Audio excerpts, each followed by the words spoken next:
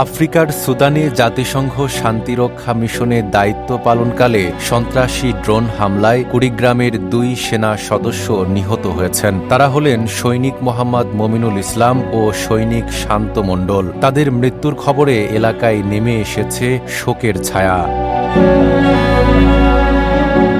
নিহত শান্ত মণ্ডল কুড়িগ্রামের রাজারহাট উপজেলার ছাটমাধাই গ্রামের বাসিন্দা। তিনি সাবেক সেনা সদস্য নূর ইসলাম মণ্ডলের ছেলে। ২০১৮ সালে সেনাবাহিনীতে যোগ দেন শান্ত। তার স্ত্রী দিলরুবা খন্দকার বৃষ্টি ৫ মাসের অন্তঃসত্ত্বা। স্বামীর মৃত্যুর খবরে তিনি বারবার মূর্ছা যাচ্ছেন।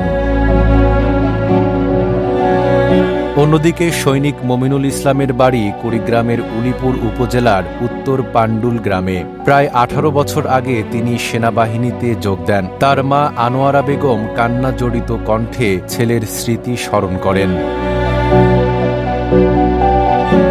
বাংলাদেশ সেনাবাহিনী জানায়, শনিবার সুদানে কাদুগলি লজিস্টিক বেজে বিচ্ছিন্নতাবাদী গোষ্ঠীর ড্রোন হামলায় ৬ জন বাংলাদেশি শান্তিরক্ষী নিহত হন। নিহতদের মধ্যে কুড়িগ্রামের ২ সেনা সদস্যও রয়েছেন।